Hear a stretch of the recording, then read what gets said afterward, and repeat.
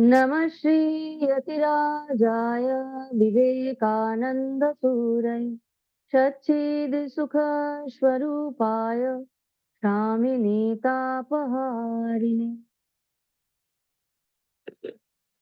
বেদান্ত মুক্তির বাণী এটি পাঠ এবং আলোচনা আমাদের চলছিল। আজকে 19 পৃষ্ঠার হবে 19 পৃষ্ঠা লাস্টে দুটো প্যারাগ্রাফ।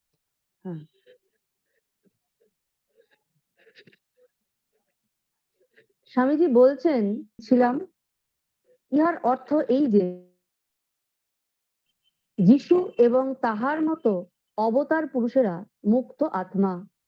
নাজরেথের যিশু তাহার প্রারাধ্যের বশবর্তী হইয়া মানব রূপ ধারণ করেন নাই, করিয়াছিলেন মানব কল্যাণের জন্যই।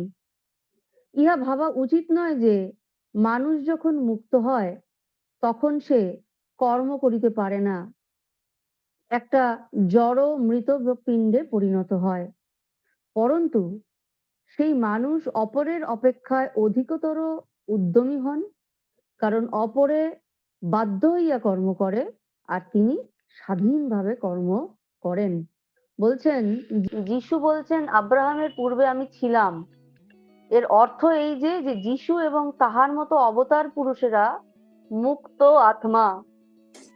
যিশুর এই বাণীর সঙ্গে যেন আমরা শ্রীমদ্ ভাগবত গীতার একটা মিল পাই, যেখানে ভগবান বলছেন অর্জুনকে যে দেখো, ইহার পূর্বেও তুমি বহুবার এসেছো, আমিও বহুবার এসেছি, এর পরেও তুমি বহুবার আসবে, আমিও আসবো। এমন নয় যে তুমি পূর্বে ছিল না বা আগামী দিনে তুমি থাকবে না।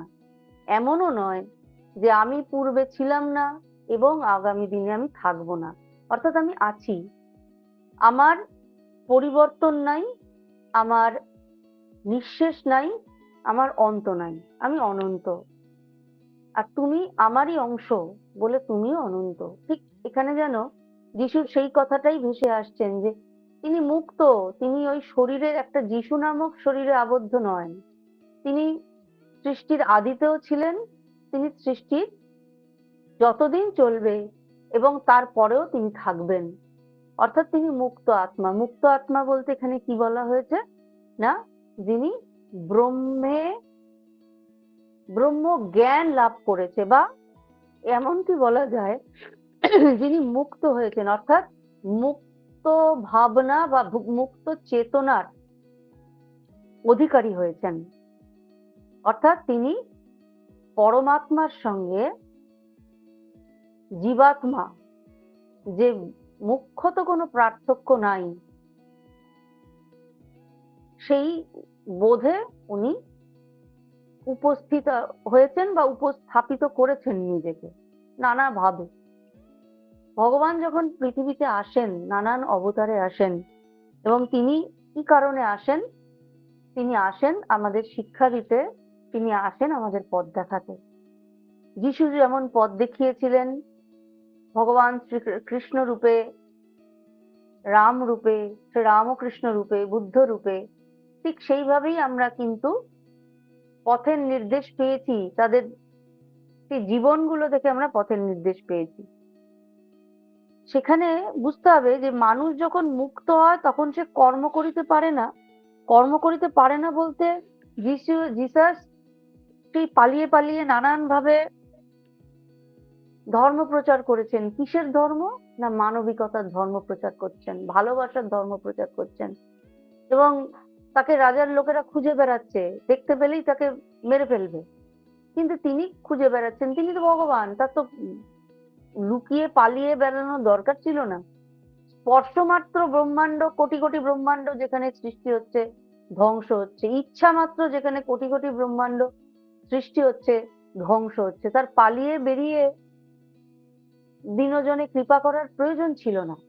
কিন্তু তিনি সেটা করেছেন, কারণ তিনি যে কর্ম করছেন। এবার বলছেন যে তাহলে যিনি ব্রহ্মজ্ঞান যার লাভ হয়েছে তার তো কর্মের আর প্রয়োজন নেই, তাহলে তিনি করছেন কেন? ধর্ম প্রচার করছেন কেন?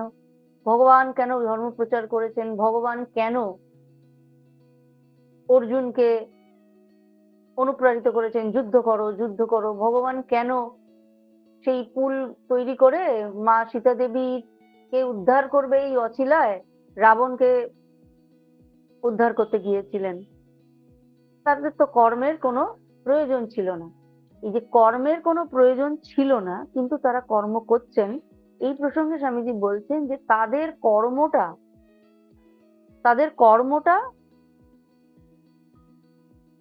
কোনো কর্মের ফলের আশায় কর্ম নয়। তারা কর্ম করছেন তার জগৎ উদ্ধারের জন্য। যাদের ব্রহ্মজ্ঞান, তারা কর্ম করেন কিছু লাভের জন্য। কিন্তু যাদের ব্রহ্মজ্ঞান হয়ে গেছে তারা কর্ম করেন শুধুমাত্র কর্ম করার জন্য, জগতের শিক্ষা দেওয়ার জন্য। এরপর বলছেন, যদি আমরা ঈশ্বর হইতে অভিন্ন হই তাহা হইলে তিনি আমাদের কোনো স্বাতন্ত্র্য থাকিবে না। যদি আমরা ঈশ্বর হইতে অভিন্ন হই তাহা হইলে কি আমাদের কোনো স্বাতন্ত্র্য থাকিবে না? হ্যাঁ, নিশ্চয়ই থাকিবে। ঈশ্বরই আমাদের স্বকীয়তা। বলছেন আমরা তাহলে ঈশ্বর, আমি ঈশ্বর, এই মুহূর্তে যদি বলি আমি ঈশ্বর, তাহলে আমাদের স্বাতন্ত্রতা আছে কি?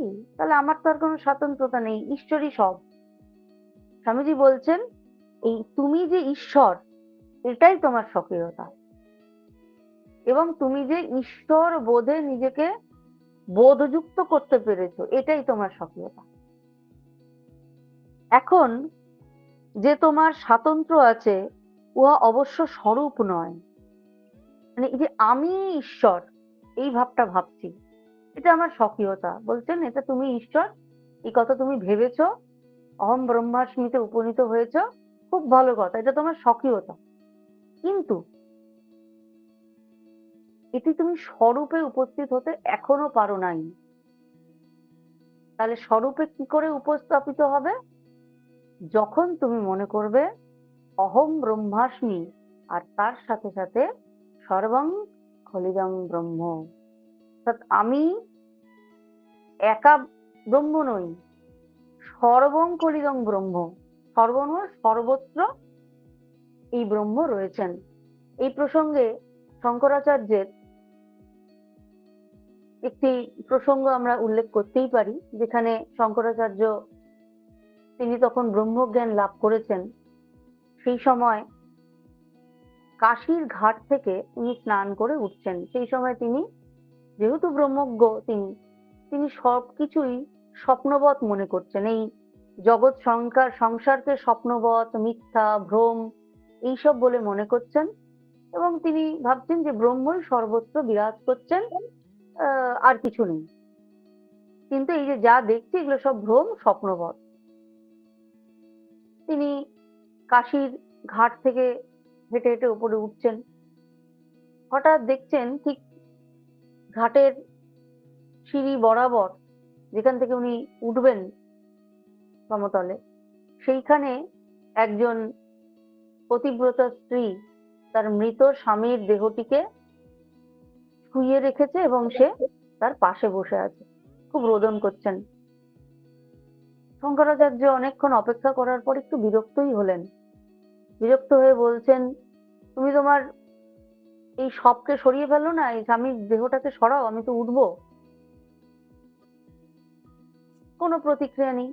আবার বলছেন, মা তোমার স্বামীর শবটাকে একটু সরিয়ে রাখো, আমাকে আমার যাওয়ার পথ তৈরি করে দাও। কোনো প্রতিক্রিয়া নেই। তারপর খুবই বিরক্ত হয়ে বলছেন যে তুমি তোমার স্বামীর শবটিকে একটু সরিয়ে রাখো, তুমি এই মাঝপথটাকে বন্ধ করে এরকম বসে কাঁদছো কেন? সরিয়ে রাখো। তখন সেই রমণী বলছেন, আপনিই বলুন না ওকে সরে যেতে, ও সরে যাবে। কি কথা বলছো তুমি, সব সে আবার সরে যেতে পারে নাকি? বলেই শঙ্করাচার্যের মনে হচ্ছে, আরে যদি সর্বং খলিদং ব্রহ্ম হয় তাহলে সবও তো ব্রহ্ম, আমি ব্রহ্ম, যিনি রমণী রোদন করছেন তিনিই ব্রহ্ম। তাহলে একে আমি ভ্রম বলছি এবং শক্তিকে আমি অবমাননা করছি। তখনই তার দেখছেন যে সামনে থেকে সেই রমণী এবং তার স্বামী অদৃশ্য হয়ে গেছেন। তারপর মা অন্নপূর্ণা তাকে বলছেন যে তুমি তো মনে করছো সর্বং খলিদং ব্রহ্ম, হ্যাঁ, এইগুলো স্বপ্নবৎ। তাহলে এই স্বপ্নবৎ জগতে ব্রহ্ম এবং ব্রহ্মময়ী অর্থাৎ শিব এবং শক্তি সর্বত্র বিরাজ করছেন।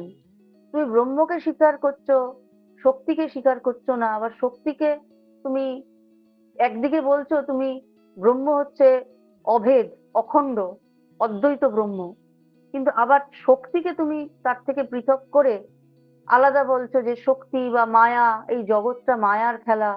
তাহলে যদি সর্বত্রই তিনি হয়, সবই যদি তিনি হন, তাহলে আবার মায়া বলে আলাদা কিছু তো থাকার কথা নয়।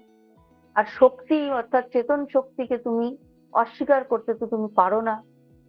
তা তুমি সর্বত্রই যদি সর্বং কলিদং ব্রহ্ম দেখো, তাহলে তোমার কাছে জগৎও সত্য, ব্রহ্মও সত্য, সবই সত্য। কারণ তিনি সব রূপে বিরাজ করছেন, সর্বত্রই তিনি। যেটা তোমার ভ্রম বলে মনে হচ্ছে সেটাও তিনি, যেটি তোমার আসল বলে মনে হচ্ছে, ব্রহ্মই একমাত্র সত্য বলে মনে হচ্ছে, সেটিও ব্রহ্ম। সেই মুহূর্তে শঙ্করাচার্যের বোধোদয় হয়েছে যে সত্যিই তো সর্বং কলিদং ব্রহ্ম যদি হয়, তিনি যদি অদ্বৈত হন, তিনি আছেন আর কিছুই যদি না থাকেন, তাহলে ব্রহ্ম যেমন শক্তি, ব্রহ্মময়ও সত্যি, ব্রহ্মময়ী চেতনও শক্তি, তাহলে চেতনার শক্তিটাও সত্যি। কোনোটাই ভ্রম নয়, সবটাই তিনিই হয়ে আছেন। তিনি নানান ভাবে নানান রূপে উপস্থিত হয়ে রয়েছেন, নানান ভাবে প্রকাশিত হচ্ছেন। এরপর স্বামীজি বলছেন,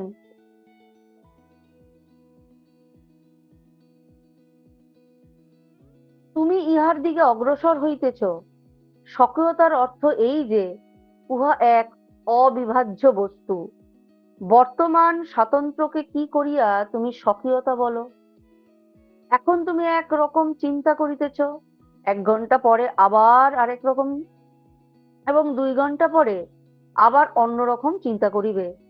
স্বকীয়তার পরিবর্তন নাই, ইহা সর্ববস্তুর উপরে অপরিবর্তনীয়। বলছে যেটা আমি, যদি আমি মনে করি আমি ব্রহ্ম, এবং আমি যদি ব্রহ্ম হই, তাহলে আমার আর অস্তিত্ব থাকছে কোথায়? আমি স্বকীয়, আমার স্বাতন্ত্রতা থাকছে কোথায়? তুমি যদি তুমি হও, তা তোমার তো পরিবর্তন হচ্ছে, আর যা পরিবর্তনশীল, তা তো কখনো ব্রহ্ম হতে পারে না।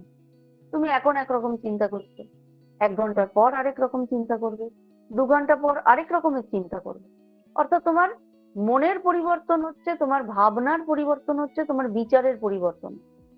এটা কখনোই স্বকীয়তা হতে পারে না, নিজস্বতা হতে পারে না। আমরা বর্তমানে যে অবস্থায় আছি, এই অবস্থায় চিরকাল থাকা অত্যন্ত বিপজ্জনক। কারণ তাহা হইলে তস্কর তস্করই থাকিয়া যাইবে, বদমাস বদমাসই থাকিয়া যাইবে, অন্য কিছু হইতে পারিবে না। প্রকৃত স্বকীয়তার কোনো পরিবর্তন হয় না এবং কোনো কালে হইবেও না, এবং ইহাই ঈশ্বর, যিনি আমাদের ভিতর নিত্য বিরাজমান। বলছেন যে চোর আজ চোর, কালকে সে সাধু হতে পারে। আজকে যে সাধু, সে বিগত দিনে কি ছিলেন আমরা জানি না। আমরা বাল্মীকির, এই ক্ষেত্রে বাল্মীকির সর্বশ্রেষ্ঠ উদাহরণ ঋষি বাল্মীকির কথা উল্লেখ করে। তিনি এক ছিলেন দস্যু, তিনি মানুষের সমস্ত রকমের সম্পদ হরণ করতেন। তিনি হলেন ঋষি, ঋষি বাল্মীকি হলেন। রত্নাকর দস্যু থেকে হলেন ঋষি বাল্মীকি। এবং তিনি তাকে দিয়ে ভগবান রামায়ণ রচনা করালেন। তাহলে এই যে রত্নাকর দস্যু পরিবর্তিত হয়ে হলেন বাল্মীকি, এটা পরিবর্তনটা কি হলো? পরিবর্তনটা হলো তার জীবিকার, পরিবর্তন হলো তার জীবনের, পরিবর্তন হলো তার চিন্তা ভাবনার, পরিবর্তন হলো তার শরীরটা একই রইলো, তার ভাবনার, তার মতাদর্শে। কিন্তু তার শরীরটার পোশাকের পরিবর্তন হলো, বৃত্তিটার পরিবর্তন হলো, কিন্তু তার ভেতরে যে সত্তা পূর্ব থেকেই বিরাজমান, অর্থাৎ তার মধ্যে একজন সাধু লুকিয়ে ছিলেন বলেই একজন দস্যু একজন সাধু হতে পেরেছেন। যার মধ্যে যেটা নেই সেটা সে হতে পারবে না। আমাদের মধ্যে সেই অমৃতের পুত্র লুকিয়ে আছে বলেই আমাদের এই কথাটি শুনতে এত ভালো লাগে যে শৃণ্বন্তু বিশ্বে অমৃতস্য পুত্রা, হে আমাদের উপনিষদ বলছে তোমরা অমৃতের পুত্র, নিজেকে ভুলে আছো মাত্র, তোমার ভেতর অমৃতের পুত্র আছে। এই কারণেই আমাদের সবসময় ভালো হওয়ার একটা ইচ্ছা প্রবণতা থাকে। কোনো খারাপ কাজ কোনো পাপ কাজ করলেই আবার মনে হয় ইস, এই পাপটা স্খলন হবে কি করে, কি করে আমি ভালো হব, আমি যেন খারাপ হয়ে গেলাম, আমি ভালো হওয়ার চেষ্টা করি। কেন? কে এই বোধটা আমাদের ভেতর জাগরিত করছেন? অর্থাৎ পূর্ব থেকেই আমি যা হয়ে রয়েছি, অপরিবর্তনশীল আমার ভেতর যে রয়েছেন, সেই শুভ সত্তা, সেই পরমাত্মাই আমার আসল স্বকীয়তা। জীবন জীবিকা, ইচ্ছা প্রবৃত্তি, এইগুলো আমাদের নানান ভাবে নানান প্ররোচনার মধ্যে দিয়ে হয়তো কুয়ের দিকে নিয়ে যায়, কিন্তু সু হওয়ার যে একটা আমাদের অজান্তেই যদি যে একটা আদি অনন্ত ইচ্ছা আমাদের থাকে, আছে, সেটা আমরা অস্বীকার করতে পারি না।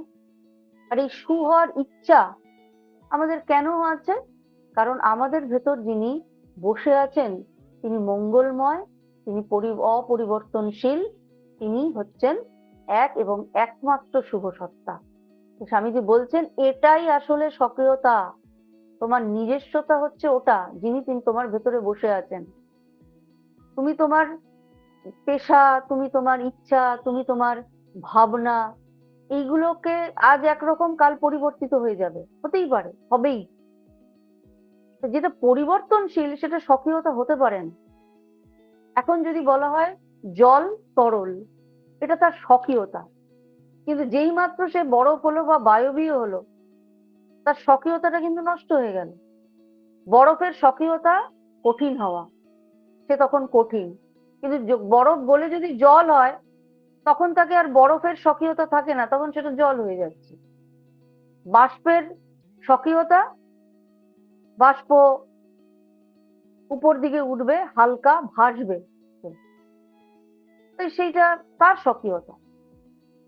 স্বকীয়তা হচ্ছে অনন্ত কাল ধরে অপরিবর্তিত অবস্থায় যা আমাদের মধ্যে বিরাজ করছেন এবং প্রকৃতির প্রত্যেকটা বিষয়ের মধ্যে বিরাজ করছেন, তাই হচ্ছে স্বকীয়তা। এবং এই স্বকীয়তারই অন্য রূপ হচ্ছেন, অন্য নাম হলো পরমাত্মা। কেমন?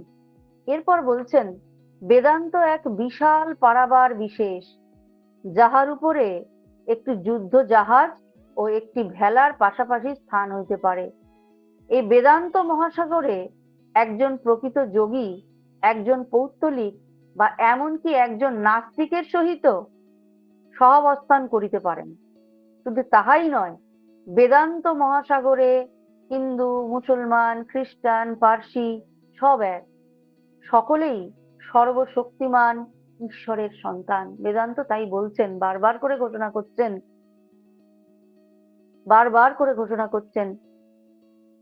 আমরা ধর্ম বা কোনো সম্প্রদায়ের, যে কোনো সম্প্রদায়ের যদি ধর্মগ্রন্থগুলো তাদের একটু আলোচনা করি, একটু দেখি, Quran, Bible, New Testament, Old Testament, Bhagavad Gita, যে কোনো রকমের, গুরু গ্রন্থ সাহেব, যে কোনো ধর্মগ্রন্থ যদি আমরা একটিবার একটু জানার চেষ্টা করি বা আমরা যদি সেটি সম্পর্কে একটু আলোচনা করি, দেখতে পাবো সবেতেই কিন্তু সেই এক এবং অপরিবর্তনীয় পরম ব্রহ্মের কথাই উল্লেখ রয়েছে। সেখানে কিন্তু কোনো ভেদ নেই, সেখানে সর্বত্রই একই কথা বলছেন। সেখানেও বলছে আল্লাহ এক, সেখানেও বলছেন জিসাসই এক, এখানেও বলছেন শ্রীকৃষ্ণই এক, ব্রহ্মই এক। এক বলতে সেই একই আল্লাহ, এক মানে আল্লাহ যিনি, তিনি জিসাস, তিনি ঈশাই, তিনি সব। আমরা ভিন্ন ভিন্ন রূপে ভিন্ন ভিন্ন নামে তাকে দেখতে ভালোবাসি, ডাকতে ভালোবাসি মাত্র। এটা আমাদের বিভাজন, তার কিন্তু কোনো বিভাজন নেই। এরপর স্বামীজি বলছেন বেদান্তের 3টি প্রধান শাখা। কি কি? বৈদান্তিকগণের মধ্যে 3টি প্রধান শ্রেণীবিভাগ আছে। অবশ্য একটি বিষয় তাহারা সকলেই একমত, অর্থাৎ তারা সকলেই ঈশ্বরে বিশ্বাসী। যে সম্প্রদায় সম্বন্ধে আমি আপনাদের প্রথম বলিব তাহার নাম দ্বৈত সম্প্রদায়। দ্বৈত সম্প্রদায়, দ্বৈত মানে দুই। বাদীগণের মতে জগতের স্রষ্টা ও শাসক ঈশ্বর, সর্বদাই জীব জগৎ হইতে স্বতন্ত্র। বলছেন যারা দ্বৈতবাদী তারা সবসময় এই কথাই বলে এসেছে, ঘোষণা করে এসেছে যে স্রষ্টা আর সৃষ্টি দুটি পৃথক সত্তা, অর্থাৎ কুম্ভকার এবং কুম্ভ দুটোই আলাদা সত্তা। যিনি কুম্ভ তৈরি করেছেন আর যে কুম্ভটি তৈরি হয়েছে, অর্থাৎ একটি মাটির কলসি, আর মাটির কলসিকে যে তৈরি করেছে, যে কুমার, সে সম্পূর্ণ দুটি আলাদা সত্তা। তারপর বলছেন ঈশ্বর নিত্য, জগৎ নিত্য, জীবগণও নিত্য। জীব জগৎ কখনো বিকশিত এবং পরিবর্তিত হইতেছে, কিন্তু ঈশ্বর সর্বদা সেই একই রহিয়াছেন। দ্বৈতবাদীরা বলছেন স্রষ্টা যিনি তিনি এক আছেন, কিন্তু একজন কুম্ভকার যেমন একটি নয়, শত শত কুম্ভ রচনা করেন, তৈরি করেন, শত শত কলসি তিনি মাটি দিয়ে তৈরি করছেন, তারপর সেটিকে রোদে শুকাচ্ছেন, তারপর সেটিকে আগুনে পুড়িয়ে কঠিন, শক্ত এবং উপযোগী করে ব্যবহার করে বিক্রি করছেন। সেই রকমই কখনো তার যদি ওয়ার্কশপে যাওয়া যায়, দেখা যাবে দুটি কলসি পড়ে রয়েছে। কখনো যদি আমরা গিয়ে দেখি, দেখবো হাজার হাজার কলসি পড়ে রয়েছে। আবার কখনো গিয়ে দেখবো কোনো কলসিই নেই, শুধু মাটি পড়ে রয়েছে আর চাকা ঘুরিয়ে তিনি কলসিটা তৈরি করছেন। দ্বৈতবাদীরা ঠিক তেমনই বলছেন যে ভগবান একই আছেন, তিনি কখনো জগৎটাকে প্রসারিত করছেন, কখনো আবার সেটিকে সংকুচিত করছেন, কখনো অনেক ব্রহ্মাণ্ড তৈরি করছেন, কখনো একটি ব্রহ্মাণ্ড তৈরি করছেন, কখনো মানুষের সংখ্যা বেড়ে যাচ্ছেন, যা মানে বাড়িয়ে দিচ্ছেন, কখনো পশুদের সংখ্যা বাড়িয়ে দিচ্ছেন, কখনো এমন একটা পৃথিবী তৈরি করছেন যখন মানুষের কোনো অস্তিত্ব নেই, আবার সেটিকে জল দিয়ে বরফ দিয়ে পূর্ণ করে ফেলছেন, আবার রোদে শুকিয়ে আবার সেখানে ছোট ছোট প্রাণী তৈরি করছেন, প্রসারিত করছেন, আবার কখনো সেটিকে সংকুচিত করে ফেলছেন। এটা দ্বৈতবাদীরা বলছেন। পুনরায় দ্বৈতবাদীগণের মতে গুণের জন্যই ঈশ্বর ব্যক্তি ভাবাপন্ন, দেহের জন্য নয়।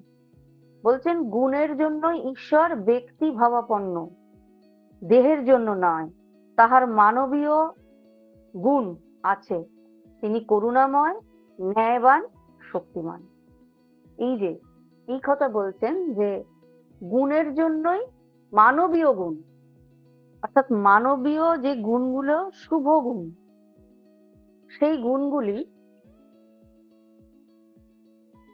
গুণগুলোকে আমরা বলি ভালো গুণ, কারণ এই গুণগুলো মানুষের কল্যাণের জন্য ব্যবহৃত। এই গুণগুলো মানুষের জগতের কল্যাণের জন্য, মানুষের উদ্ধারের জন্য, মানুষের উন্নতির জন্য ব্যবহৃত হয়। মানে একটি মানুষ যদি, একজন রাজা যদি দয়াশীল হন, তিনি যদি প্রজা বৎসল হন, তাহলে সেই রাজ্যের প্রত্যেকটি মানুষের জীবন সুন্দর হবে। আমাদের রামায়ণে আমরা পাই যে আমাদের ভগবান যখন রামচন্দ্র অবতারে এসছেন, তিনি ছিলেন প্রজা বৎসল, প্রজাদের সুখের জন্য, প্রজাদের শান্তির জন্য তিনি যে কোনো কিছু করতে রাজি ছিলেন। তার জন্য মা সীতা দেবীকেও তিনি অগ্নি পরীক্ষা দিয়েছিলেন, তার জন্য তিনি, কারণ প্রজাদের যারা যাতে সন্তুষ্টি হয়। যাই হোক, তো সেখানেই বলছেন যে মানবীয় যে গুণগুলোতে আমরা ভালো বলি, যে মানবীয় গুণগুলোতে অপর মানুষের উন্নতি হয়, সে মানবীয় গুণ আমরা ভগবানের ওপর আরোপ করেছি। যেমন কি কি? করুণাময়, তিনি ন্যায়বান, তিনি শক্তিমান, তিনি সর্বশক্তিমান, তাহার নিকটে যাওয়া যায়, তাহার নিকট প্রার্থনা করা যায়, তাহাকে ভালোবাসা যায়, তিনি প্রতিদানে ভালোবাসেন ইত্যাদি। এক কথায় তিনি মানবীয় গুণ সম্পন্ন দেবতা, যদিও মানব অপেক্ষায় অনন্ত গুণে মহৎ। মানবের দোষগুলো কিছুই তাহার মধ্যে নেই, তিনি অনন্ত, কল্যাণ, গুণাধার। ইহাই হইল দ্বৈতবাদীদের মতে ঈশ্বরের সংজ্ঞা। তাহলে যারা দ্বৈতবাদী, মানে একজন ঈশ্বর আছেন এবং আমরা আছি, তিনি প্রভু, আমরা তার দাস, তিনি ভগবান, আমরা তার ভক্ত, এইভাবে যারা ঈশ্বরকে ভাবতে ভালোবাসেন, সেই দ্বৈতবাদীদের কথা বলছেন যে তারা কেমন না, তারা করুণাময়, ন্যায়বান, শক্তিমান। তারা মনে করছেন ভগবানকে তিনি সর্বশক্তিমান, তাহার নিকট যাওয়া যায়, তাহার নিকট প্রার্থনা করা যায়, তাকে ভালোবাসা যায়। ঠিক একজন মানুষ আরেকজন মানুষকে যেমন ভালোবাসতে পারেন, একজন মানুষ আরেকজন মানুষের কাছে ন্যায় বিচারের জন্য যেমন যেতে পারেন, একজন মানুষ আরেকজন মানুষের কাছে যেমন প্রার্থনা করতে পারেন, তিনি যেন তাই। কিন্তু মানুষের গুণের সঙ্গে যেমন দোষও থাকে, ভগবানের তা থাকে না। বলছেন তার মধ্যে কোনো দোষ নাই, তিনি দোষ বিবর্জিত। এক কথায় তিনি মানবীয় গুণ সম্পন্ন দেবতা, যদিও মানব অপেক্ষায় তিনি অনন্ত গুণে মহৎ। মানবের দোষগুলো তার মধ্যে থাকে না, তিনি অনন্ত, কল্যাণ, গুণাধার, তার কল্যাণকর রূপই সর্বক্ষণ সর্বত্র বিরাজিত। ইহাই হইল দ্বৈতবাদীদের মতে ঈশ্বরের সংজ্ঞা। এরপর বলছেন দ্বৈতবাদীদের অপর একটি অভিনব মতবাদ এই, প্রত্যেক জীবেই পরিশেষে মুক্তি লাভ করিবে, একজনও বাকি থাকবে না। নানা অবস্থা, বিপর্যয় ও নানান সুখ দুঃখের মধ্যে দিয়া প্রত্যেকেই অবশেষে বাহির হইয়া আসিবে। বলছে এই জন্ম মৃত্যু চক্র পার করে প্রত্যেকেই কোনো না কোনো জন্মে, কোনো না কোনো বারে ঈশ্বর লাভ তার হবে। এটা হচ্ছে দ্বৈতবাদীরই আরেকটি যে ধারা রয়েছেন, নতুন ধারা, এই নতুন ধারার এইটা মত। বিশিষ্টাদ্বৈতবাদীগণের মতবাদে প্রকৃত বেদান্ত দর্শনের আরম্ভ হইয়াছে। তাহাদের মতে কার্য কখনো কারণ হইতে ভিন্ন নহে, কার্য কারণেরই রূপভেদ মাত্র। যদি জগৎ কার্য হয় এবং ঈশ্বর কারণ হন, তাহলে জগৎ ঈশ্বর স্বয়ং। জগৎ ঈশ্বর ব্যতীত অপর কিছুই হইতে পারে না। বিশিষ্টাদ্বৈতবাদীরা বলেন ঈশ্বর জগতের উপাদান ও নিমিত্ত কারণ, তিনি স্রষ্টা এবং তিনি সেই উপাদান যাহা হইতে সমগ্র জগৎ অভিব্যক্ত হইয়াছে। এবার স্বামীজি বিশিষ্টাদ্বৈতবাদী দর্শনের আরেকটি দিক, দ্বৈতবাদের পরেই আসছে বিশিষ্টাদ্বৈতবাদের কথা বলছেন, যারা মনে করেন যে সৃষ্টি এবং স্রষ্টা এক। অর্থাৎ এই ক্ষেত্রে আমরা সেই উদাহরণটা বলতে পারি যে কুম্ভকার আর কুম্ভ দুটি এক, কুম্ভকার এবং কুম্ভ দুটি এক। অর্থাৎ এই যে যা দিয়ে কুম্ভ তৈরি, মাটি, জল, আকাশ, বায়ু, তা দিয়েই কুম্ভকারও তৈরি। সেই পঞ্চভূত দিয়ে কুম্ভকারও তৈরি, যে পঞ্চভূত দিয়ে কুম্ভটা তৈরি হয়েছে। অর্থাৎ কুম্ভ এবং কুম্ভকার একই। কারণ কুম্ভের প্রত্যেকটি ছোঁয়ায়, প্রত্যেকটি কণায়, প্রত্যেকটি বাঁকে, প্রত্যেকটি সৃষ্টিতে, প্রত্যেকটি কণায় কণায় সেই কুম্ভকারের ছোঁয়া রয়েছে। টাকার উপর একতাল কাদামাটিকে বসানোর পর সেটি দিয়ে কলসি হবে, না সেটা দিয়ে হাঁড়ি হবে, না সেটা দিয়ে কোনো মূর্তি হবে, সেটা কিন্তু নির্ভর করে কুম্ভকারের ওপর। তার হাতের ছোঁয়া, তার হাতের কাজ, তার কোমল, কখনো কঠিন স্পর্শে সেই কুম্ভটা একেকটা বাঁক পায়, একেকটা একটা প্রপোর্শন পায়, যেটা প্রপোর্শনটা সবটাই ক্রেডিট হচ্ছে কুম্ভকারের। সেখানে বিশিষ্ট দ্বৈতবাদীরা বলছেন যে ভগবান এবং এই জগৎ পৃথক নয়। ভগবান এই জগৎ তৈরি করেছেন এবং প্রত্যেকটা কণায় কণায় তারই বাস রয়েছে এবং তিনি প্রত্যেকটা কণায় কণায় অধিষ্ঠিত হয়ে রয়েছেন। তাই বলছেন যে বিশিষ্ট দ্বৈতবাদীরা বলেন ঈশ্বর জগতের উপাদান ও নিমিত্ত কারণ, তিনি স্রষ্টা এবং তিনি সেই উপাদান, অর্থাৎ যা দিয়ে তিনি তৈরি করেছেন তিনিও তাই। এই সম্প্রদায়ের মতানুসারে সমগ্র জগৎ স্বয়ং ঈশ্বর, তিনি জগতের উপাদান। আমরা বেদ পাঠ করি, এবার বলছেন বেদ পাঠ করি, বলছে ঊর্ণনাভের কথা বলছেন। ঊর্ণনাভ যেমন নিজের দেহ হইতে তন্তু বয়ন করেন, তেমনি সমগ্র জগৎ সেই পরম সত্তা হইতে বাহির হইয়াছে। ঊর্ণনাভ যেমন নিজের দেহ হইতে তন্তু বয়ন করেন, এখানে ঊর্ণনাভ বলতে মাকড়সার কথা বলছে। সে তার ভিতর থেকে ওই জালের জন্য যে তন্তুটা সেটা বাহির করে এবং জাল নির্মাণ করেন। তেমনি সমগ্র জগৎ সেই পরম সত্তা দেহ নিশ্চিত বস্তু থেকেই তৈরি হয়েছে। বলছে যেমন আবার যেই সময় প্রয়োজন হবে সেই ঊর্ণনাভ সেই জালটিকে নিজের ভেতর ঢুকিয়ে নিতে পারে। সেটাই বলছেন যে ভগবান নিজের থেকেই এই জগৎ তৈরি করছেন। তাই তিনি জগৎ আর তিনি কোনো পৃথক নন। আবার প্রয়োজনে যে কোনো মুহূর্তে সেই জগৎটাকে নিজের মধ্যে তিনি সংকুচিত করে টেনে নিতে পারবেন। তারা বলেন ঈশ্বর, জীব ও জগৎ এই তিনটি ভাব বা সত্তা অভিন্ন। ঈশ্বর যেন আত্মা, জীব জগৎ তাহার দেহ। যেমন আমাদের দেহ আছে, আত্মাও আছে, তেমনি সমগ্র জগৎ এবং সকল জীবই ঈশ্বরের দেহ এবং ঈশ্বর সকল আত্মার আত্মা। এটা বিশিষ্ট দ্বৈতবাদীদের কথা বলছেন। এরপর বলছেন দ্বৈতবাদ আর বিশিষ্ট দ্বৈতবাদী কথা। তাহলে দেখা যাচ্ছে যে বিশিষ্ট দ্বৈতবাদী এবং দ্বৈতবাদী এদের ধারণাটা অনেকটা একরকম।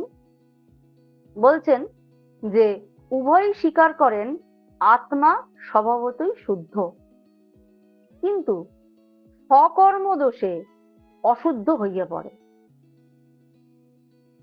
প্রত্যেক অসৎ কর্ম আত্মার স্বরূপকে সংকুচিত করে এবং প্রত্যেক সৎকর্ম আত্মাকে প্রসারিত করে।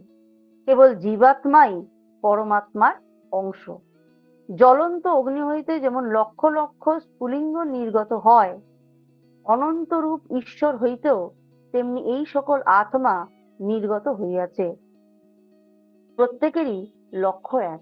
অর্থাৎ বিশিষ্ট দ্বৈতবাদ এবং দ্বৈতবাদ এই দুটো প্রায় একই কথা বলছেন, কিন্তু আবার বলছেন যে আত্মা শুদ্ধ, কিন্তু কখনো কখনো সকর্ম দোষে অশুদ্ধ হইয়া পড়ে। সকর্ম দোষে মানে কোনো খারাপ করার জন্য অসৎ কর্ম আত্মাকে মলিন করে, আর সৎকর্ম আত্মাকে সেই মলিনতা মুক্ত করে। আবার বলছেন যে একটা মোমবাতি থেকে যেরকম হাজার হাজার মোমবাতি জ্বালানো যায়, একটা প্রদীপ থেকে যেরকম হাজার হাজার প্রদীপ জ্বালানো যায়, এই জীবাত্মার পরমাত্মার বিষয়টা যেন তেমনই, যে তিনি হচ্ছেন একটি প্রদীপ এবং এই জীবাত্মা সেই লক্ষ লক্ষ স্ফুলিঙ্গ, সেখান থেকে জীবাত্মার রূপ প্রদীপ জ্বলে আছে এবং এটি অনন্ত রূপ ঈশ্বর হইতেই তেমনি সকল আত্মা নির্গত হয়েছে এবং প্রত্যেকেরই লক্ষ্য হচ্ছে সেই একত্বে ফিরে যাওয়া। সেই একত্বে ফিরে যাওয়া অর্থাৎ একটা প্রদীপ থেকে আমরা শত শত প্রদীপ জ্বালাতে পারি। এটা আমরা একটু খেয়াল করতে পারি যে একটা প্রদীপ জ্বলছে, সেই প্রদীপ থেকে আমি বহু প্রদীপ জ্বালিয়ে জ্বালিয়ে জ্বালিয়ে জ্বালিয়ে রাখতে পারি। কিন্তু যখন ওই শত শত প্রদীপ আমাকে নিভিয়ে ফেলার প্রয়োজন হয়, তখন কিন্তু আমরা সেই আগুনটাকে বড় প্রদীপের যে শিখায় কিন্তু ফিরিয়ে দিই না, সেটিকে কোনোভাবে নিভিয়ে দিই, হাওয়া দিয়ে সেটা নিভিয়ে দিই। তাহলে এই যে নিভিয়ে দিলাম, ও যেখান থেকে এসেছিল ও কি সেখানে ফিরলো? এই প্রশ্নটা কিন্তু আমাদের মনে আসা দরকার। যে নিভিয়ে দিলাম, আগুনটা নিভে গেল, শিখাটা নির্বাপিত হলো, কোথায় গেল?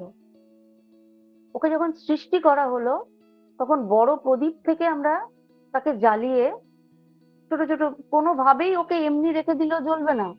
একটা প্রদীপ, বড় প্রদীপের পাশে একটা ছোট প্রদীপ যদি রেখে দিই, জ্বলবে কখনো? কখনো জ্বলবে না।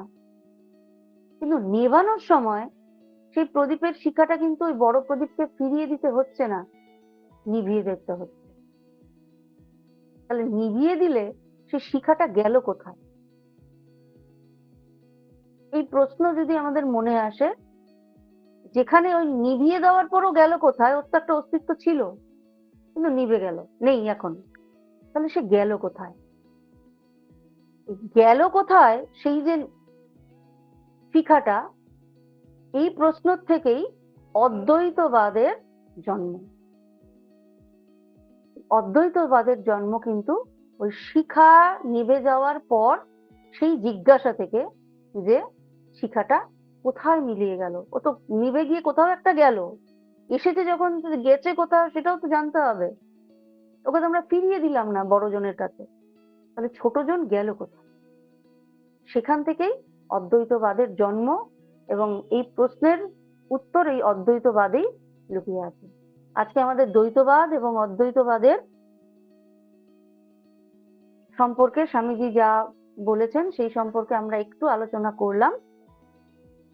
এর পরের দিন আমরা অদ্বৈতবাদ থেকে আলোচনা আবার শুরু করব, যদি মায়ের ইচ্ছে হয় আমরা আবার একত্রিত হব। যদি কারো তোমাদের কিছু প্রশ্ন থাকে সেটা একটু করতে পারো। হ্যাঁ, ওই বিশিষ্ট যে দ্বৈতবাদ, আর একটু যদি বলেন খুব ভালো হয়। বিশিষ্ট দ্বৈতবাদ। দ্বৈতবাদে বলছে একজন ঈশ্বর আছেন যিনি এই জগৎ সৃষ্টি করেছেন। কেমন? কুম্ভ একজন কুমোর, তিনি বিভিন্ন স্থান থেকে সুন্দর পলিমাটি জোগাড় করলেন, করে সুন্দর সুন্দর বেশ কিছু কলসি তৈরি করলেন। এটা একটু কল্পনা করতে হবে আমাদের। অথবা আমরা যদি কুমোরটুলিতে যাই, অথবা কোনো কুমোরের বাড়িতে যাই, শিল্পীর বাড়িতে, বা কোনো যদি ওয়ার্কশপে যাওয়া যায়, সেই মাটি দিয়ে সে সুন্দর সুন্দর কলসি তৈরি করছে, প্রতিমা তৈরি করছে, অসাধারণ প্রতিমা, সে দেখলে একদম মন ভরে যাবে। আমরা দুর্গাপুজোর সময় দেখি এরকম বড় বড় প্রতিমা, নিচে বড় বড় করে নাম লেখা থাকে, অমুক পালের প্রতিমা, এই সঞ্জীব পালের প্রতিমা, অমুক পালের প্রতিমা, এরকম সব প্রতিমা লেখা রয়েছে। অর্থাৎ এই প্রতিমার রূপটা দান করেছেন ওই মাটি থেকে সেই কুম্ভকার অথবা সেই শিল্পী। করি তো, আমরা তো দেখি বড় বড় দুর্গাপূজার সময় দেখি নিচে লেখা থাকে যে এই শিল্পী এই মায়ের প্রতিমার এই রূপ দান করেছেন, অসাধারণ, সে চোখ ফেরানো যায় না, এত অপূর্ব। কিন্তু সেটা শুরুটা হয়েছিল কিন্তু কাদা মাটি থেকে, এবং ওই প্রতিমা, ওই মাটি থেকেই যেমন মায়ের প্রতিমা তৈরি হচ্ছে, তেমনি একটা কলসিও তৈরি হচ্ছে, তেমনি থালা গাছ বাটিও তৈরি হচ্ছে, তেমনি হাড়িও তৈরি হচ্ছে, তেমনি ইটও তৈরি হচ্ছে, একই মাটি। কিন্তু যিনি রূপ দিচ্ছেন তিনি ভিন্ন ভিন্ন রূপ দিচ্ছেন। দ্বৈতবাদীরা ঈশ্বরকে সেই কুম্ভকারের মতো করে ভাবার চেষ্টা করেছেন। তারা বলছেন যে ভগবান এই জগৎ সৃষ্টি করেছেন, এবং কখনো তিনি এই জগৎটাকে, জগৎ সৃষ্টি করেছেন, জগতের মধ্যে এই মাটি জল বায়ু সব দিয়েছেন, পশু পাখি দিয়েছেন, গাছপালা দিয়েছেন, কীট পতঙ্গ দিয়েছেন, কিছু কিছু বিভৎস পশু দিয়েছেন, কিছু আবার সুন্দর পশু দিয়েছেন, কিছু কিছু বিভৎস কীট পতঙ্গ, আবার কিছু কিছু অপরূপ সুন্দর কীট পতঙ্গ, গাছ ফুল ফল, তার নানান রং, নানান শোভা, নানান স্বাদ। আবার মানুষ তাদের গায়ের চামড়ার রংগুলো এক একজনের এক এক রকমের, চুলের রং আলাদা, মুখের ভাষা আলাদা। হুম, কারোর মোটা গলা, কারোর সরু গলা, কারোর আবার মিষ্টি গলার আওয়াজ, সুন্দর গান গাইতে পারে, কে আবার সুন্দর আঁকতে পারে। এইরকম ভগবান সৃষ্টি করেছেন। ঠিক সে যেভাবে কুম্ভকার তৈরি করছেন, একই মাটি দিয়ে অপরূপ প্রতিভা তৈরি করছেন, আবার ইটও তৈরি করছেন, আবার তিনি থালা বাটি গ্লাসও তৈরি করছেন, আবার হাঁড়িও তৈরি করছেন। অর্থাৎ এইটা হচ্ছে তিনি করেছেন। এবং এই ঈশ্বর এবং জগৎ জগৎ সৃষ্টি করেছেন। এটা হচ্ছে দ্বৈতবাদীদের মত। বিশিষ্ট দ্বৈতবাদীরা বলছেন, তারা এক স্টেপ এগিয়ে বলছেন। তারা বলছেন, তারাও বলেছেন যে একজন কুম্ভকারের কথা, যে কুম্ভকার বা যে শিল্পী বা যে কুমোর প্রতিমা তৈরি করছেন, অসাধারণ অসাধারণ প্রতিমা, অসাধারণ অসাধারণ এই কলসি, অসাধারণ তার থালা বাটি গ্লাস তৈরি করছেন, অসাধারণ নানান ধরনের পাখি পশু মাটি দিয়ে তৈরি করছেন। সেই আমরা করি না, সেই টেরাকোটার ঘোড়া, হাঁস, মুরগি এরকম সব বানায়, কি অসাধারণ সুন্দর তার শিল্পকীর্তি। এটাও তৈরি করেছেন একজন কুম্ভকার। বিশিষ্ট দ্বৈতবাদীরা বলছেন, এই কুম্ভকার আর তার যে সৃষ্টি করা জগৎ বা তার যে সৃষ্টি, এই দুটি হচ্ছে এক। কুম্ভকার আর এই সৃষ্টি, এই কুম্ভকার আর সৃষ্টি মিলেমিশে এক হয়ে রয়েছেন। অর্থাৎ কুম্ভকার আর তার সৃষ্টি করা যে কুম্ভ, দুটি এক। কারণ তার মধ্যে যা মেটেরিয়াল আছে, এই কুম্ভকারের মধ্যেও সেই মেটেরিয়ালই আছে। কুম্ভকারের ছোঁয়াতেই এই কলসিটা তৈরি হয়েছে, প্রতিমাটি তৈরি হয়েছে। তাই তার যে সত্তাটা যেন এই প্রতিমা বা এই কলসির মধ্যে আমরা প্রকাশিত দেখতে পারি। ঠিক তেমনি যেমন ভগবান জগৎ সৃষ্টি করেছেন এবং এই জগতের সবটাই তিনিই আছেন, শুধু অন্য রঙে আবরিত হয়ে আছেন মাত্র। এই জগতের প্রত্যেকটা থালা বাটি গ্লাস, গাছ, মানুষ, পাখি, কীট পতঙ্গ, আকাশ বাতাস মাটি, সব তিনি, কিন্তু বিভিন্ন রূপে রয়েছেন। তিনি সৃষ্টিও করছেন ঠিক ঊর্ণনাভের মতো। ঊর্ণনাভ মানে মাকড়সার মতো। মাকড়সা সুন্দর জাল বনে, কি নিখুঁত, দেখলে অবাক হয়ে যেতে হবে যে কি সুন্দর, কি অসাধারণ নিখুঁত। প্রত্যেকটা জালের আমরা যদি একটু কষ্ট করে দেখি, যে প্রত্যেকটা ওই ফাইবারের মাঝখানে মাঝখানে, তন্তুগুলোর মাঝখানে মাঝখানে যে ডিস্টেন্স, তার প্রত্যেকটা আবার যে আড়ায়, আবার সোজা, আবার আড়া, সোজা আড়া, এইভাবে বুনছে, তাদের মধ্যে যে ডিস্টেন্সটা এক, কি অসাধারণ একটা মানে জ্যামিতিক আকার সেইটা থাকে। তো ভাবা যায় না যে এই মাপটা একটা ঊর্ণনাভ শুধুমাত্র একটা মাকড়সা কি করে পায়। সে গোল করে বানাচ্ছে বানাচ্ছে বানাচ্ছে, কোনোখানে মোটা নয়, কোনোখানে আবার সরু নয়, কোনো জায়গাটা এক সমান হয়ে গোল গোল করে করে করে সে করছে। কি দিয়ে করছে? তার শরীরের রস দিয়ে সেটাকে তৈরি করছে। অর্থাৎ তার শরীরটা যে রস দিয়ে পুষ্ট, আর ওই জালটাও সেই রস দিয়েই তৈরি করছে। আবার প্রয়োজনে পুরো জালটা নিজের ভেতরে সে ঢুকিয়ে নিচ্ছে। বিশিষ্ট দ্বৈতবাদীরা বলছেন, ভগবান নিজে তার সমস্ত উপাদান দিয়ে এই জগৎটা সৃষ্টি করছেন। তিনি যেই উপাদান, সেই উপাদান দিয়েই জগৎটা সৃষ্টি করছেন। প্রয়োজনে তিনি বিকশিত করছেন, জালটা যেরকম ঊর্ণনাভ বড় করতে করতে করতে করতে করে, আবার প্রয়োজনে একদম ছোট করতে করতে করতে নিজের মধ্যে ঢুকিয়ে নেয়। ঠিক সেই রকমই তিনি যেন জগৎটা করেছেন, বড় করতে করতে করতে করতে জগৎটা ছড়িয়ে দিচ্ছেন, আবার প্রয়োজনে জগৎটা সংকুচিত করে ফেলছেন। সেই ঠাকুর বলছেন না, যে নেতা কাতার হাড়িতে মা সমস্ত সৃষ্টির বীজ লুকিয়ে রাখেন, ঠিক ওই রকম যেন সবটা গুটিয়ে একটা জায়গায় নিয়ে আসছেন, আবার জগৎ সৃষ্টি করছেন, আবার তিনি নিজের মধ্যে সেগুলো সবটা টেনে নিচ্ছেন। বিশিষ্ট দ্বৈতবাদীদের মতে তিনি যেই উপাদানে, ভগবান তিনি রয়েছেন সর্বত্র, প্রত্যেকটা কণায়, কিন্তু আর যেন আবরিত হয়ে রয়েছেন। তাই তিনি সৃষ্টি এবং স্রষ্টা দুজনেই এক। এই ক্ষেত্রে যে কথাটা বলা হলো সেটি হচ্ছে একটি বড় প্রদীপ জ্বলছে। মায়েরা সেই পূজার সময় বড় প্রদীপ জ্বালায় না, বিশেষ করে দীপাবলিতে, কালী পুজোর সময় বড় একটা প্রদীপ জ্বালানো হয়, তার শিখাটাও বেশ বড়। হ্যাঁ এবার সেখান থেকে প্রদীপ, ছোট ছোট ছোট ছোট প্রদীপ জ্বালিয়ে সারা বাড়িটাকে তুমি আলোকিত করছো। চারিদিক যেন কোথাও এতটুকু অন্ধকার না থাকে, তুমি সারা বাড়ি থেকে আলোকিত করলে। কিন্তু রাতে যখন শুতে যাবে তখন তো আগুন জ্বালিয়ে রেখে যাওয়া যায় না, বিপদ হতে পারে। তখন তুমি প্রত্যেকটা প্রদীপকে একেবারে ধরে ধরে নজর দিয়ে দিয়ে নেভাচ্ছ। তুমি যখন জ্বালাচ্ছিলে তখন প্রত্যেকটা প্রদীপকে, ছোট ছোট প্রদীপকে বড় প্রদীপের কাছে নিয়ে যেতে হচ্ছিল, কারণ সেই শিখা থেকে তুমি এই শিখাটা প্রজ্বলিত করছিলে। কিন্তু তুমি যখন নিভোচ্ছ তখন কিন্তু সেই প্রদীপটা, ওই আগুনটা ওই বড় প্রদীপকে ফিরিয়ে দিতে হচ্ছে না, তুমি ফু দিয়ে নিভিয়ে দিলে। তাহলে সেই যে আগুনটা নিভিয়ে দিলে, তো দেওয়া যায় তো, হ্যাঁ আমরা তো আগুনটা ফিরিয়ে দিই না। জ্বালানোর না সময় না প্রদীপটা নিয়ে গিয়ে জ্বালাই, কিন্তু যখন নেভাই ফু দিয়ে নিভিয়ে দিলাম। হ্যাঁ মা তোমাকে আগুনটা বড় প্রদীপকে ফিরিয়ে দিতে হয় না। এইখানে বিশিষ্ট দ্বৈতবাদ, যে এই যে আগুন, এবং এই আগুনটা হচ্ছে, যদি আমরা ঈশ্বর ধরি, ছোট ছোট ছোট ছোট প্রদীপগুলো জীবাত্মা, তারাও ওই পরমাত্মারই অংশ হয়ে জ্বলে রয়েছেন সর্বত্র।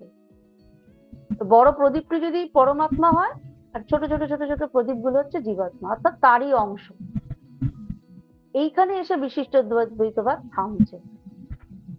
এরপর আমি বললাম, এই যে আমরা ফু দিয়ে প্রদীপটাকে যে নিভিয়ে দিলাম, যাক আগুনটা নিভে গেছে, ফু দিয়ে নিভিয়ে দিলাম, এই প্রদীপটা গেল কোথায়? এই শিখাটা গেল কোথায়?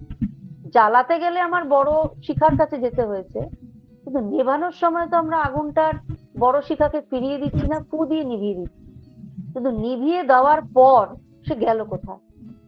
তার তো অস্তিত্ব বিলুপ্ত হয়ে গেল না, সে আছে কোনোভাবে, অন্য কোনো রূপে সে আছে। যেখান থেকে এই প্রশ্ন যে সেই শিখাটা গেল কোথায়, সেখান থেকেই অদ্বৈতবাদের জন্ম। পরের দিন আমরা অদ্বৈতবাদ নিয়ে আলোচনা করব, কেমন? হ্যাঁ মা খুব সুন্দর, এত মানে সকাল সকাল করে এত সুন্দর করে বুঝিয়ে দিলেন, খুব ভালো লাগলো মা। প্রণাম নেবেন। প্রণাম কর। এখন আমাদের এই আধ্যাত্মিক আলোচনা সভা প্রায় শেষের দিকে। তোমরা সবাই একটু প্রশ্ন করো নিজেকেই, যে সেই যে ফু দিয়ে নিভিয়ে দিলে শিখাটা, সেই শিখাটা গেল কোথায়? এই প্রশ্নটা হ্যাঁ এক মা সপ্তাহ সত্যি নিজেদের নিজেরা করো। হ্যাঁ মা, এরকম উপমা কোনোদিন শুনিনি, কোথায় গেল তাই সত্যি ভাবছি, তো ওই কথাটাই ভাবছি। আপনি ঠিক বলেছেন। একদম সত্যি কোথায় গেল, এরকম ভাবে ভাবিনি কখনো আমরা।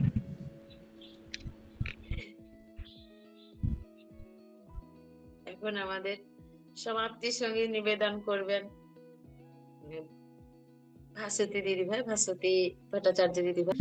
দিব্যতয়ী চরণে অভূমি লুণ্ঠিত প্রণাম জানাই মাতাজির চরণে। জয় মা। বীরেশ্বরের আশীর্বাদে কলকাতা সিমলায় জন্ম নিলেন দেব শিশু এক সোনারি বাংলায়। বীরেশ্বরের আশীর্বাদে কলকাতা সিমলায় জন্ম নিলেন দেব শিশু এক সোনারি বাংলায়। 12ই জানুয়ারির ভোরে হয়েছে প্রত্যয়, আলোয় ভুবন ভরে তুমি করলে বিশ্বজয়।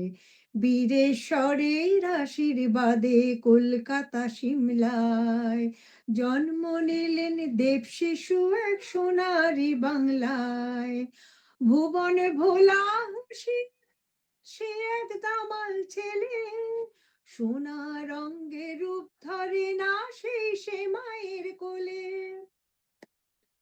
ভুবন ভোলা হাসির সে এক দামাল ছেলে, সোনা রঙের রূপ ধরে না সেই সে মায়ের কোলে। দোষী যে এক বালক ঠাকুর কি জানি কি হয়, আলোয় ভুবন ভরিয়ে তুমি করলে বিশ্ব জয়। বীরেশ্বরের আশীর্বাদে কলকাতা সিমলায় জন্ম নিলেন দেব শিশু এক সোনারি বাংলায়। গৌরকান্তি সপ্ত ঋষির বিশ্বনাথ যে পিতা, সেই তো যেন রত্ন গর্ভা ভুবনেশ্বরী মাতা। গৌরকান্তি সপ্ত ঋষির বিশ্বনাথ যে পিতা, সেই তো যেন রত্ন গর্ভা ভুবনেশ্বরী মাতা। ঠাকুর শ্রীরাম কৃষ্ণের গাতে দিলে যখন ধরা, প্রেমের বাণী ছড়িয়ে দিলে মাতল বসুন্ধরা। ঠাকুর শ্রীরাম কৃষ্ণের গাতে দিলে যখন ধরা, প্রেমের বাণী ছড়িয়ে দিলে মাতল বসুন্ধরা। তুমি তো সেই অগ্নি পুরুষ, নেই কোনো যার ভয়। তুমি তো সেই অগ্নি পুরুষ, নেই কোনো যার ভয়। আলোয় ভুবন ভরিয়ে তুমি করলে বিশ্ব জয়। বীরেশ্বরের আশীর্বাদে কলকাতা সিমলায় জন্ম নিলেন দেব শিশু এক সোনারি বাংলায়। বীরেশ্বরের আশীর্বাদে কলকাতা সিমলায় জন্ম নিলেন দেব শিশু এক সোনারি বাংলায়। জয় ঠাকুর, জয় মা, জয় শ্যামজি মহারাজ, প্রণাম মাতাজি, আমার প্রণাম।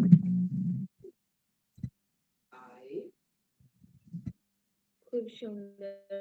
ॐ शान्ति शान्ति शान्तिः हरिः ॐ तत्सत् श्रीरामकृष्णार्पणमस्तु।